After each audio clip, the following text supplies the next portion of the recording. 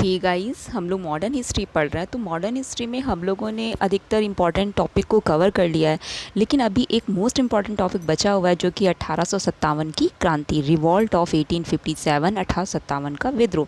तो चलिए उसको भी हम लोग स्टार्ट करते हैं। तो एक चीज़ देखिए, मैंने यहाँ पे जो सबसे पहले नोट पॉइंट से स्टार्ट किया है। क्यों? क्योंकि हम इसमें वैसे तो डिटेल से पढ़ेंगे, लेकिन जो एग्ज़ाम के पॉइंट ऑफ व्यू से इम्पॉर्टेंट है उस पे ज़्यादा फोकस करेंगे, और आगे तो डिटेल से बताना ही बताना है। ठीक है, तो देखिए, इसकी जो वास्तविक शुरुआत है इस क्रांति की, वो 10 मई 1857 से मेरठ से मानी गई है। पहले नोट पॉइंट क्या है, 10 मई 1857 से लेके 1 नवंबर 1858 तक है। तो वही इसकी जो वास्तविक शुरुआत मानी जाती है वो 10 मई 1857 से, कहाँ से? मेरठ से मानी गई। आपको ये ध्यान रखना है, मेरठ से मानी गई है।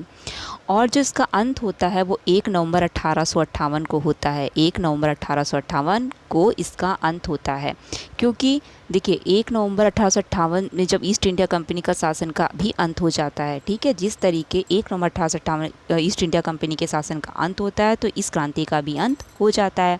तो रानी विक्टोरिया जो थी, उनका घोषणा पत्र 1 नवंबर 1858 को इलाहाबाद में किसके द्वारा पढ़ा गया था? लॉर्ड कैनिंग के द्वारा पढ़ा गया था। रानी विक्टोरिया का घोषणा पत्र कहाँ पढ़ा गया था? इलाहाबाद में। किसके द्वारा पढ़ा गया था? लॉर्ड कैनिंग के द्वारा पढ़ा गया था। और कब? 1 नवंबर 1858 को। तब से ईस्ट इंडिया कंपनी के शासन का अंत हो जाता है। ठीक है, तो इस घोषणा पत्र को तैयार किसने किया था? कैनिंग ने तैयार किया था। और कैनिंग का आपको एक इम्पॉर्टेंट ये ध्यान रखना है कि भारत के प्रथम वायसराय थे। ठीक है, भारत के प्रथम वायसराय कौन थे? कैनिंग थे। तो भारत के प्रथम वायसराय और गवर्नर जनरल कौन थे? कैनिंग थे। ठीक है, तो देखिए, अब यहाँ पे गवर्नर जनरल तो थे, यहाँ पे प्रथम वायसराय की बात क्यों की गई है? क्योंकि जो जिस समय जो ये गवर्नर जनरल था, अगर सम्राट की, जो ब्रिटिश सम्राट है, उनके प्रतिनिधि के रूप में अगर वो काम कर रहा है तो वो वायसराय बोला जाता था। और अगर सरकार के वैधानिक नेता के रूप में काम कर रहा है, सरकार के वैधानिक नेता के रूप में कार्य करता है, तो उसे गवर्नर जनरल कहा जाता है। ठीक है, तो भारत के प्रथम वायसराय कौन? लॉर्ड कैनिंग थे। ठीक है, तो वायसराय किस हिसाब से नाम दिया गया था? अगर ब्रिटिश, क्योंकि भाई ईस्ट इंडिया कंपनी के शासन का अंत हो गया था, कंपनी के शासन का। ठीक है, तो डायरेक्ट अब जो ब्रिटिश के हाथों में आ गया था सम्राट, तो ब्रिटिश सम्राट के हाथ जो प्रतिनिधि के रूप में काम करता था उसे बोला जाता था वायसराय। और सरकार के वैधानिक नेता के रूप में कार्य करता है तो उसे क्या बोलते थे? उसी को गवर्नर जनरल बोल दो। ठीक है, तो चलिए आगे स्टार्ट करते हैं हम लोग। तो अगर ये बात करी जाए, ये तो हो गया हमारा स्टार्ट कब होता है और ख़त्म कब होता है। उस समय मुग़ल बादशाह कौन थे? दूसरा इंपॉर्टेंट पॉइंट, ये बहुत पूछा जाता है। उस समय मुग़ल बादशाह जो थे वो थे बहादुर शाह जफ़र, जो कि अंतिम मुग़ल शासक था। बहादुर शाह जफ़र या बहादुर शाह द्वितीय के नाम से भी आप इन्हें बोल सकते हो। ब्रिटेन के प्रधानमंत्री कौन थे? प्राइम मिनिस्टर कौन थे? तो लॉर्ड पॉमस्टन थे। ये भी आपको पता होना चाहिए। और इस क्रांति का, इस विद्रोह का एक प्रतीक चिन्ह दिया गया था, वो क्या था? कमल का फूल व चपाती था। ठीक है, और विद्रोह दबाने के लिए जो नियुक्त सेनापति थे वो कौन थे? कैंपेबल थे। ठीक है, अब आते हैं इसके कारण पे। इसका कारण जानेंगे, इसका विस्तार रूप जानेंगे। तो देखिए, इसके जो क्रांति के कोई एक कारण नहीं था, इसके अनेक कारण थे। जैसे राजनीतिक एवं प्रशासनिक कारण था, आर्थिक कारण था, सामाजिक तथा धार्मिक कारण था, सैनिक कारण था, तत्कालिक कारण था। तो चलिए एक एक करके हम इसे पढ़ते हैं। चलिए फिर स्टार्ट करते हैं राजनीतिक और प्रशासनिक कारण। तो देखिए क्या था राजनीतिक प्रशासनिक कारण, बहुत इसके बहुत सारे कारण थे। जैसे कि 1833 का जब चार्टर अधिनियम आया तो उसमें ये बोला गया था कि रंग के आधार पर भेदभाव नहीं किया जाएगा। ठीक है, लेकिन होता क्या है, ये घोषणा तो कर दी जाती है कि रंग के आधार पर भेदभाव नहीं किया जाएगा, लेकिन ये बस घोषणा मात्र ही रह जाती है।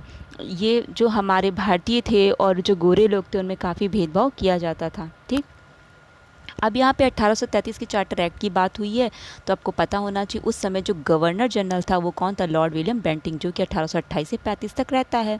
ठीक है, तो इस एक्ट के द्वारा ही भारत का पहला गवर्नर जनरल बनाया जाता है। किसको? लॉर्ड विलियम बेंटिंग को। इससे पहले बंगाल के गवर्नर के नाम से जाना जाता था। ठीक है, ना कि भारत के गवर्नर जनरल। तो भारत का पहला गवर्नर जनरल कौन था? Lord William Bentinck. और वहाँ पे वायसराय की बात करी थी वो कौन थे? कैनिंग थे, अगर पहले की बात करी जाए। दूसरे डलहौजी के बारे में आते हैं। डलहौजी कब से कब तक रहते हैं? 1848 से 56 तक रहते हैं। तो इनकी डॉक्ट्रिन ऑफ लैब्स, मतलब वेबगत सिद्धांत या डॉक्ट्रिन ऑफ लैब्स जो था, तो उसने भी राजनीतिक संतुलन को बहुत ही अस्त व्यस्त कर दिया था। उसने अनुचित तरीक़ों से देसी राज्यों को हड़पना स्टार्ट कर दिया। जैसे गोद लेने की प्रथा पे प्रतिबंध लगा दिया था कि कोई भी जैसे किसी के बच्चे नहीं हैं तो गोद नहीं ले सकता था। अब भाई बच्चे नहीं है आगे तो वो जो वंश है वो कैसे भाई वहाँ पे, अब राजा तो चला गया तो उसके बाद वो क्या करते थे, जब राजा चला जाता था तो बच्चे नहीं रहेंगे तो उसमें राज्य आगे कौन करेगा, तो वो उस राज्य को अपने हथिया लेता था। तो गोद लेने की प्रथा पे भी प्रतिबंध लगा दिया था। ठीक, सबसे पहले अगर ये बोला जाए कि इस तरीके उसने किसको मिलाया था, सतारा को मिलाया था। सबसे पहले सतारा 1848 में, कब 1848 में जबकि वो गवर्नर जनरल बनता है, तो उसने सतारा को ब्रिटिश साम्राज्य में मिलाया। ओके, उसके बाद नागपुर को 1854 में, बरार को 1854 में, संभलपुर को, जैतपुर को मिलाया। तो सबसे पहले आपको ध्यान रखना, सतारा को 1848 में उसने ब्रिटिश साम्राज्य में मिलाया था। उसके बाद नागपुर को, फिर बरार को, संभलपुर को, जैतपुर, इस तरह से सबको मिलाया। दूसरा और कारण होता है 1856 में डलहौजी ने क्या किया, कुशासन का आरोप लगा के अवध के अंतिम नवाब वाजिद अली शाह को हटा दिया और अवध को अंग्रेजी साम्राज्य में मिला लिया। तो वाजिद अली शाह जो कि अवध के अंतिम नवाब थे, उनको कैसे हटा था, कुशासन का आरोप लगा के हटा दिया 1856 में डलहौजी ने। ओके, जबकि जो अवध था वो अंग्रेज़ों का समर्थक था, इसीलिए वहाँ के जो लोग थे वो उसके विरुद्ध हो जाते हैं। तो एक विद्रोह की जो भावना यहाँ से भी जागृत हो जाती है, एक कारण ये था।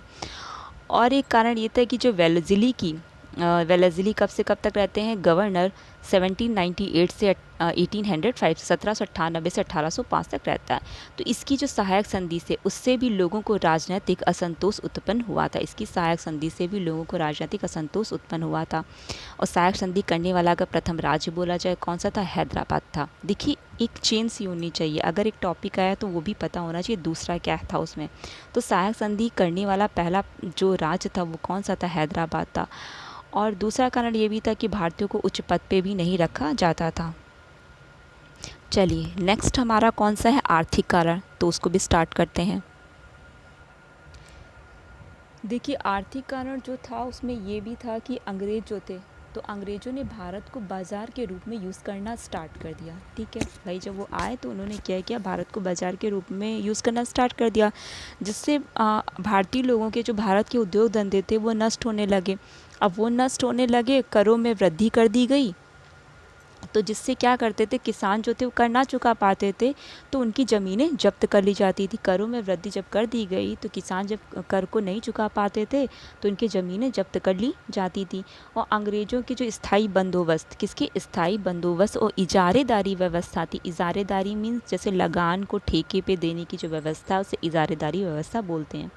तो इसके द्वारा भी भारत के बहुत सारे जो जमींदार वर्ग थे वो बर्बाद हो गए थे।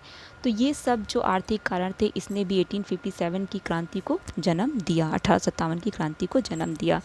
चलिए अब आगे आते सामाजिक और धार्मिक कारण पे।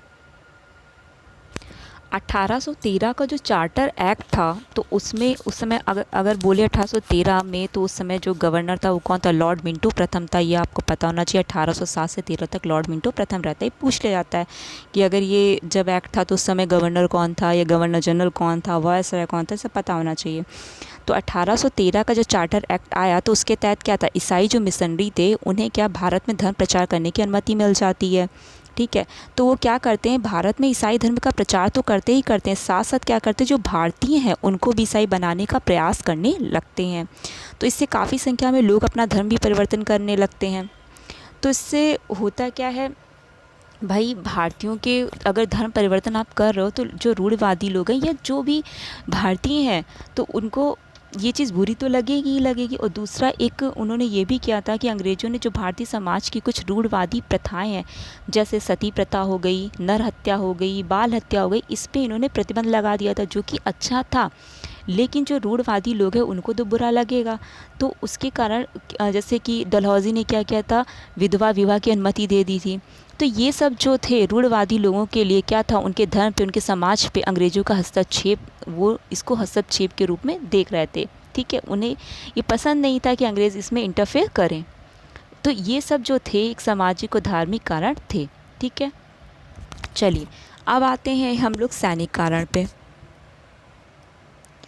देखिए सैनिकों के विद्रोह के भी कई कारण होते हैं। जैसे जो हिंदू लोग थे तो समुद्र पार करना अपने धर्म को नष्ट करना मानते थे, क्योंकि उन्हें लगता था कि अगर वो समुद्र पार करके जाएंगे तो वो अछूत हो जाएंगे, उनका एटमॉस्फेयर वहाँ के अकॉर्डिंग नहीं है।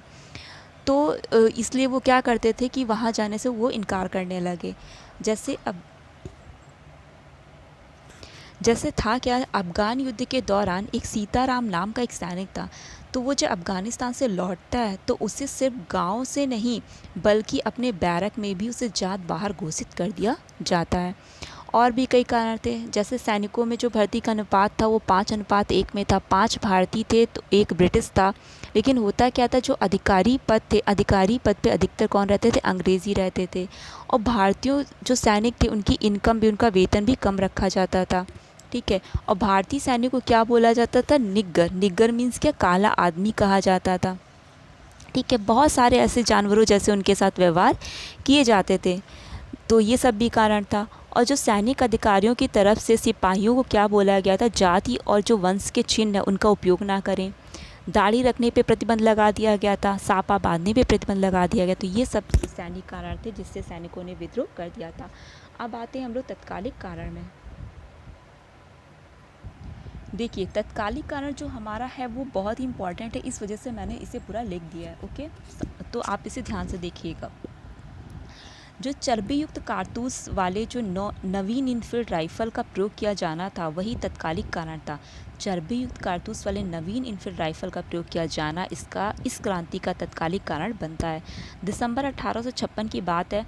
ब्रिटिशों ने लोहे की ब्राउन बेस के स्थान पे क्या किया था, नवीन इनफील्ड राइफल का प्रयोग करना शुरू कर दिया, जो कि आसान था। ठीक है।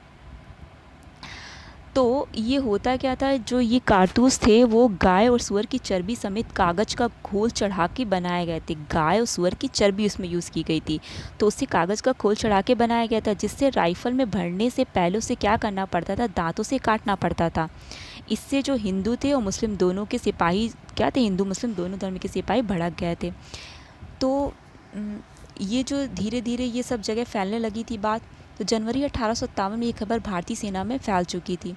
29 मार्च 1857, ये डेट आपको ध्यान रखनी है। 29 मार्च 1857 की बात है। बैरकपुर जो कि पश्चिम बंगाल में पड़ता है, वहाँ की छावनी बंगाल नेटिव इन्फेंट्री मतलब पैदल सेना है कि 34 मतलब 34वीं रेजिमेंट के सिपाही मंगल पांडे ने चर्बी युक्त कारतूस का प्रयोग करने से मना कर दिया। तो अब इसमें ये बन सकता है कि जो मंगल पांडे थे किस रेजिमेंट के थे, तो 34वें रेजिमेंट के थे। कौन सी छावनी के थे, बैरकपुर छावनी के थे। और 29 मार्च 1857 को उसने सिपाही जो मंगल पांडे थे उन्हें चर्बी युक्त कारतूस का प्रयोग करने से मना कर दिया था। इसके विरोध में उन्होंने क्या किया था, मेजर ह्यूशन और मेजर बाद की गोली मार के हत्या कर दी थी। उसके बाद 8 अप्रैल 1857 को इन्हें फांसी दे दी जाती। तो मंगल पांडे को फांसी कब दी जाती है, 8 अप्रैल 1857 को इन्हें फांसी दे दी जाती। इनका जन्म कहाँ हुआ था, बलिया में। बलिया के गांव लगवा में हुआ था। बलिया का यूपी का ज़िला है। चलिए आगे बढ़ते हैं। 1 महीने के बाद होता क्या है कि मंगल पांडे के द्वारा जो ये लगाई गई क्रांति की चिंगारी थी वो मेरठ तक पहुंच जाती। तो मेरठ आपको ध्यान रखना, वहीं से स्टार्टिंग मानी जाती है। ठीक है। तो 10 मई 1857 को मेरठ की छावनी में बगावत हो जाती। कब, 10 मई 1857 को मेरठ की छावनी में बगावत हो जाती है। विद्रोह की वार्षिक शुरुआत कब से, 10 मई 1857 जो कि रविवार का दिन था को मेरठ से मानी जाती है। अगले दिन 11 मई 1857 की बात करते हैं तो उसमें सैनिक कहाँ पहुँच जाते हैं, दिल्ली। दिल्ली पहुँच के कुछ ब्रिटिश अफसरों को मार के दिल्ली पे अधिकार कर लेते हैं। तो उस समय मुगल बादशाह में बता चुकी कौन था, बहादुर शाह जफ़र था, बहादुर शाह द्वितीय। ठीक है। इन्हें सिपाहियों ने विद्रोह का नेता बनने के लिए राजी कर लिया था। तो विद्रोह के नेता कौन बनते हैं, बहादुर शाह जफ़र बनते हैं। लेकिन ये वृद्ध रहते हैं। इनकी उम्र कितनी रहती है, 82 वर्ष की रहती है। वे 82 साल के थे। इससे दिल्ली की जो नेतृत्व का मुख्य भार था वो किसने संभाला था, जनरल बख्त खां ने संभाला था। इनके बूढ़े होने के कारण जो वास्तविक नेतृत्व किया था वो किसने किया था, दिल्ली से जनरल बख्त खां ने किया था। 20 सितंबर 1857 को अंग्रेज़ों ने दिल्ली पे फिर से अधिकार कर लिया था। बख्त खां क्या होता है, मारा जाता है। जनरल हडसन ने जफ़र को दिल्ली स्थित हुमायूं के मकबरे से गिरफ्तार कर लिया। बख्त खां मारा जाता है और जनरल हडसन ने क्या किया था, ये हडसन का नाम आपको ध्यान रखना है।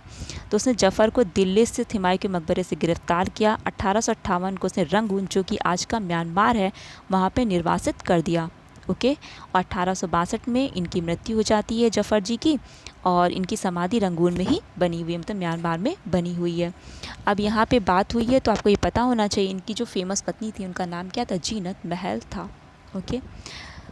तो थोड़ा सा और देख लेते हैं, फिर उसके बाद नेक्स्ट वीडियो में हम लोग इसे कंप्लीट करेंगे, क्योंकि काफ़ी बड़ा टॉपिक है, इतना छोटा नहीं है, इंपॉर्टेंट टॉपिक इसमें काफ़ी हैं। तो देखिए इसका जो प्रारंभ होता है तो वो जनवरी 1857 में सबसे पहले दमदम में चर्बी के कारतूस की बात सबसे पहले फैली थी।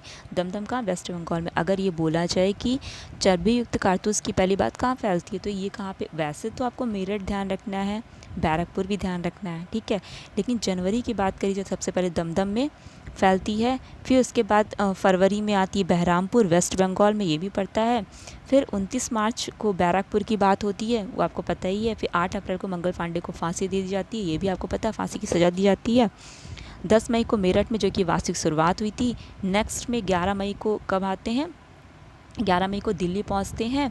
12 मई को दिल्ली पर अधिकार कर लिया जाता है। वास्तविक नेतृत्व तो मैंने क्या बोला था, सेनापति भगत खां ने किया था। और वैसे जो नेतृत्व बनाया जिसे जाता है नेता, तो वो कौन थे, बहादुर शाह जफर थे। तो आज की वीडियो में हम लोग इतना ही रखते हैं। नेक्स्ट में से आगे के जैसे अलग अलग, जैसे कानपुर में किसने इसका नेतृत्व किया, और ब्रिटिश उसमें जो विरोधी था वो कौन था, लखनऊ में किसने किया, जैसे बेगम हजरत महल ने किया था, तो ये सब आपको अलग अलग हम लोग अच्छे से बताएंगे।